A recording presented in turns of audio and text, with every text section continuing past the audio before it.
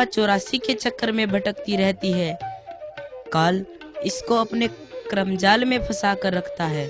सच्चा गुरु ही काल से निकाल कर परमात्मा से मिला सकता है। इस आत्म ज्योति पर बुद्धि के 3 पर्दे हैं, मल, विक्षेप और आवरण। इन तीनों ही पर्दों की दीवारों को तोड़ने के लिए सतगुरु भी 3 प्रकार का अभिनय करते हैं। एक गुरु तो मनुष्य है, दूजा शब्द दलाल, तीजा शब्द अतीत है, नजरी नजर निहाल। अर्थात एक गुरु तो मनुष्य रूपी देहधारी है, दूसरा शब्द गुरु है, तीसरा गुरु तेज पुंज के रूप में नूरी सतगुरु है। प्रथम गुरु मनुष्य गुरु है कि मल दोष को दूर करते हैं। जब मोह के कारण बुद्धि अच्छे बुरे का निर्णय नहीं कर पाती, बुद्धि संग दोष से जब मलिन हो जाती है, तब मन इस पर हावी हो जाता है, जिससे मनुष्य का पतन हो जाता है। जैसे माता अपने बच्चे को लाड प्यार करती है, समय समय पर उसके शरीर की सफाई करती है, उसके वस्त्रों की सफाई भी करती है, उसे चलना फिरना, खाना पीना व उठना बैठना सिखाती है, नित्य काम में आने वाली वस्तुओं का ज्ञान कराती है। ठीक इसी प्रकार सतगुरु भी अपने शिष्य को सोह मंत्र की संपूर्ण विधि बताकर उन्हें आध्यात्मिक मार्ग पर चलना सिखाते हैं। गुरु की सेवा करने से, उनके दर्शन से, उनके मंत्र से तथा उनकी कृपा दृष्टि से तथा उनके स्पर्श मात्र से मलदोष दूर होकर जीवन चमक उठता है। जीवन के क्रियाकलाप बदल जाते हैं, संपूर्ण जीवन की गतिविधियों में परिवर्तन हो जाता है। द्वितीय शब्द गुरु है, जो विक्षेप दोष को दूर करते हैं। विक्षेप का अर्थ है मन की चंचलता, अर्थात बुद्धि जब चंचल होती है, तब उनसे निकला हुआ मन रूपी बाण लक्ष्य का भेदन नहीं कर पाता। मन को एकाग्र करने के लिए शब्द गुरु का सहारा लेना पड़ता है। शब्द गुरु सोहम है, यह सार नाम है। ये आत्मा को जगाने का महामंत्र है। श्वासोश्वास में इसका जाप होता है। इस सोहम के 2.5 अक्षर हैं। कबीर साहिब जी कहते हैं, पोथी पढ़ पढ़ जग मुआ, पंडित भया न कोय, 2.5 अक्षर प्रेम के, पढ़े सो पंडित होए। प्रथम गुरु हमें जप करना सिखाते हैं। प्रयास करने पर यह अजपाजप हो जाता है, अर्थात बिना प्रयास किए जप होता रहता है। यह ध्वनि श्वास में स्वतः होने लग जाती है। जब शब्द सिद्ध हो जाता है, अर्थात नासा से नाभि तक जब श्वास के साथ नाम चलने लगता है, उस समय नाभि में शब्द को स्थिर करने से मन शांत हो जाता है। नासा से नाभि तक जाने वाले रास्ते को अगरडोर कहते हैं, ऐसा वाणी में आता है। अगरडोर है मार्ग बाका, इच्छा बीज करे सब टाका। नाभि के बाद यह शब्द कंठ से होते हुए भंवर गुफा तक जाता है। भंवर गुफा में बैठकर जप करने से ज्योति प्रकट होती है, जिसमें मनुष्य रूपी गुरु का नूरी रूप दिखाई देता है। नाभि से भंवर गुफा तक जाने वाले मार्ग को मकरतार मार्ग कहते हैं। शब्द गुरु हमें तृतीय नूरी सतगुरु से मिला देते हैं। तीसरे तेज पुंज के रूप में नूरी सतगुरु हैं, जो आवरण को हटा देते हैं। आवरण से अभिप्राय है, जब ज्ञान का पर्दा भंवर गुफा में स्थित तीसरे तिल पर ध्यान करने से ज्योति प्रकट हो जाती है। उस ज्योति में दिव्य स्वरूप का प्रकाश है, वह सतगुरु है। यह वह सतगुरु है। अलग अलग कलाओं में प्रकट होने वाले सतगुरु संत और अवतार भी इसी निर्गुण ज्योति से सर्वगुण शरीर धारण करते हैं। यही बिना शरीर के ज्योति है, जिसे सतगुरु कबीर साहिब जी कहते हैं। ये अजर अमर गुरु हैं। वे न ही कभी मरते हैं और न ही कभी चारदाग में आते हैं। देही कुसुत गुरु कहे, ये सब दुंदर ज्ञान, चार दाग आया नहीं बाकू सुत गुरु ज्ञान। दादू का पिंजर पड़ा और नानक की देह, इनके सतगुरु कौन से हमको बड़ा संदेह। इसलिए हे महात्मा बोधिदास जी, भंवर गुफा में ध्यान करने से दिव्य दृष्टि खुलती है, प्रज्ञा बुद्धि जाग उठती है और लोक परलोक सभी दिखाई देने लगते हैं। आत्मा का तीसरा नेत्र खुल जाता है, प्रज्ञा बुद्धि जाग उठती है, लोक परलोक सब दिखाई देने लगते हैं और सतगुरु जी का दर्शन होता है। ये वही सतगुरु है जो अंतिम दीक्षा देते हैं। सतगुरु जी के सोहम मंत्र के बाद की दीक्षा है। सोहम ऊपर और है, सत सुकृत एक नाम, सब हंसों का वंश है, सुन बस्ती ना गाम। यह वह मंत्र है जिससे सृष्टि पैदा हुई थी। यह मंत्र सृष्टि के कण कण में व्यापक है। इसको अनहद परम नाद कहते हैं तथा ध्वनात्मिक नाद भी कहते हैं। सत्य नाम अर्थात सच्चा नाम भी कहते हैं और इसी को ओम नाम प्यारा भी कहते हैं। सबसे पहले परमात्मा से यही नाम प्रकट होता है। गरीब अवगत से ओम भया नाभि से कमला भया ब्रह्मा का वैराग।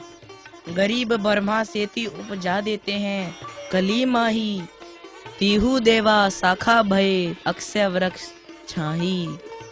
इसी को परमात्मा का पहला संकल्प भी कहते हैं। निर्गुण कला में कल्प होए, कल्प भय तीहू देवों में जग भया, सतगुरु कहा भेव।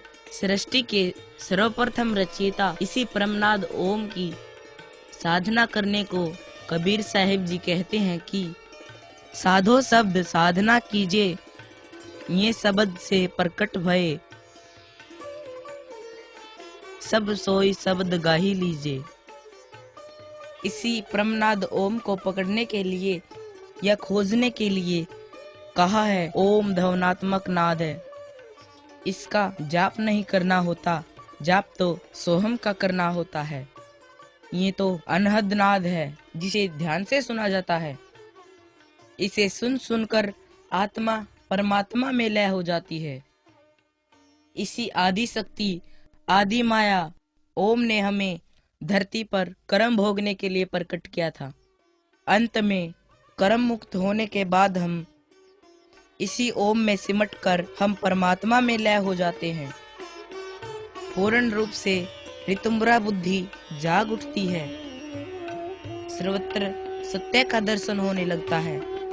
यह वह आंख है जो द्वैत की दीवारों को तोड़ देती है।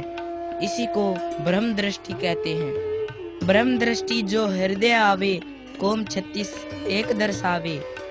अर्थात हम ब्रह्म दृष्टि खुलने के पश्चात जाति पाति, ऊंच नीच, स्त्री पुरुष, पशु पक्षी आदि सभी भ्रम मिट जाते हैं। हे महात्मा बोधिदास जी, अगर किसी कारण शिष्य की इस जन्म में साधना रह जाए, तब आगामी जन्म में वही पूर्व गुरु ज्योति में प्रकट होकर बाल्यावस्था में ही दर्शन देकर शिष्य की आत्मा को परमात्मा से मिला देते हैं। ऐसे कई उदाहरण भी हैं। 1722 ईस्वी में स्वामी चरणदास जी व्यास पुत्र श्री सुखदेव जी को सतगुरु स्वरूप मिले। उन्हें शिक्षा दीक्षा देकर उनका उद्धार किया।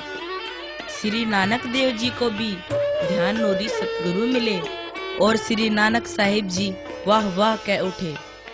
झांकी देख कबीर की नानक कितनी वाही। संत दादू साहिब को भी छोटी आयु में ही सतगुरु मिले।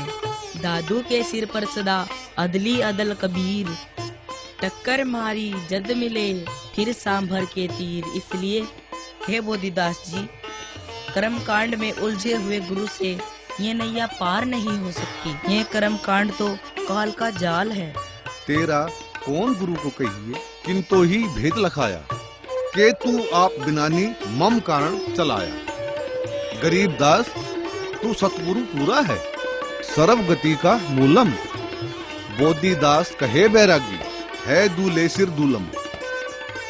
बोधिदास कहे कर जोड़े तुम्हारा ज्ञान अपारा। जैत राम ऐसे सब व्याख्या जाने नहीं संसारा। अर्थात हे बालक गरीबदास, तेरा सतगुरु कौन है जिसने तुम्हें अगम का ज्ञान बताया? तेरा ज्ञान सुनकर तो ऐसा लगता है परम पिता परमात्मा स्वयं तुम्हारे रूप में मेरा कल्याण करने आए हैं। मैं आपको पूर्ण सतगुरु मानता हूं और आपका ज्ञान अथाह है। इसका कोई वार पार नहीं है। इस संसार में साधारण जन आपकी महिमा को नहीं पहचान सकते। हे बालक गरीबदास, हमने तो कर्म कांडों में अपना सारा जीवन बर्बाद कर दिया। मठ मंदिर, तीर्थ एवं संप्रदाय मिथ्याभिमान की फांसी गले में डालकर घूमते रहे। ठाकुर पूजा, हवन आदि बाहरी क्रियाओं को ही हम तो परमात्मा की पूजा मानते रहे। परंतु गरीबदास, तूने तो हमारा भ्रम चूर चूर कर दिया। तेरे माता पिता धन्य हैं जिन्होंने तुम जैसे अवतारी पुरुष को जन्म दिया। मैं तुम्हारे ज्ञान के आगे नतमस्तक हूं। मन से तो मैं तुम्हें गुरु मान चुका हूं, परंतु छोटी आयु के कारण मन से आपको प्रत्यक्ष रूप से गुरु बनाने में मुझे लज्जा है। बेटा गरीबा, हम गढ़गंगा जा रहे हैं स्नान करने, तू घर पर ही रहना। ठीक है माताजी, अगर आप मुझे भी अपने साथ ले चलती तो मैं भी गंगा जी में नहा के धन्य हो जाता। बेटा गरीबा, वहाँ पर बहुत भीड़ होती है, बच्चे वहाँ पर गुम हो जाते हैं। ठीक है पिताजी।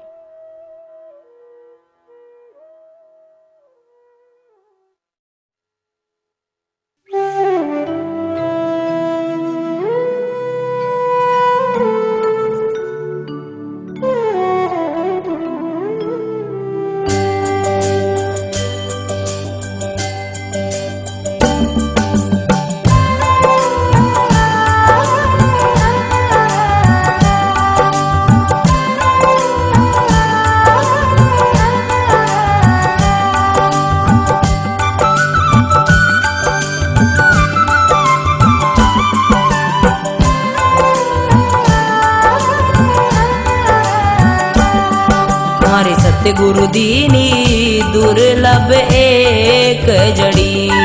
मारे सत्य गुरु दीनी दुर्लभ एक जड़ी। मारे सतगुरु दीनी दुर्लभ एक जड़ी। मारे सतगुरु दीनी दुर्लभ एक जड़ी।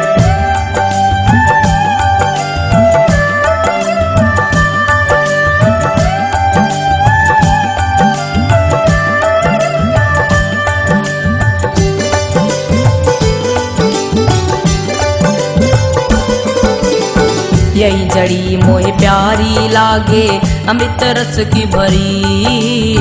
यही जड़ी मोहे प्यारी लागे अमृत रस की भरी।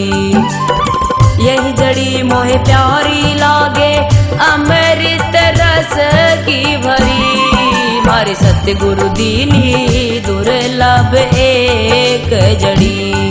मारे सतगुरु दीनी दुर्लभ एक जड़ी। मारे सतगुरु दीनी दुर्लभ एक जड़ी।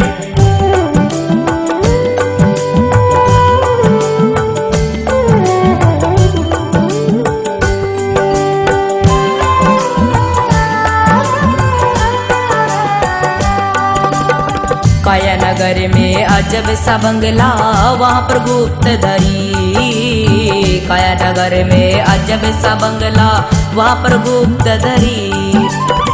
काया नगर में है अजब सा बंगला वहाँ पर गुप्त धरी। मारे सत्य गुरु दीनी दुर्लभ एक जड़ी। मारे सतगुरु दीनी दुर्लभ एक जड़ी। मारे सतगुरु दीनी दुर्लभ एक एक जड़ी।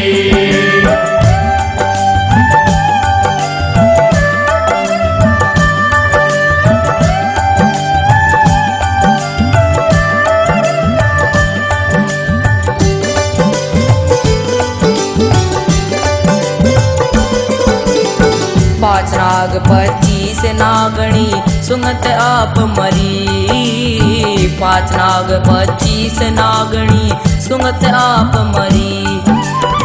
पाँच नाग 25 नागणी सुंगत आप मरी। मारे सतगुरु दीनी दुर्लभ एक जड़ी। मारे सतगुरु दीनी दुर्लभ एक जड़ी। मारे सतगुरु दीनी दुर्लभ एक जड़ी।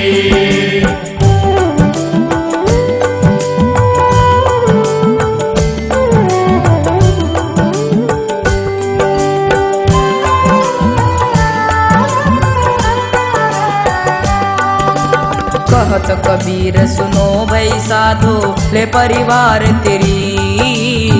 कहत कबीर सुनो भई साधो ले परिवार तेरी। कहत कबीर सुनो भई साधो ले परिवार तेरी। मारे सतगुरु दीनी दुर्लभ एक जड़ी। मारे सतगुरु दीनी दुर्लभ एक जड़ी। मारे सतगुरु दीनी दुर्लभ एक जड़ी। बेटा तुम भजन बहुत अच्छा गाते हो, ये लो 1 रुपया।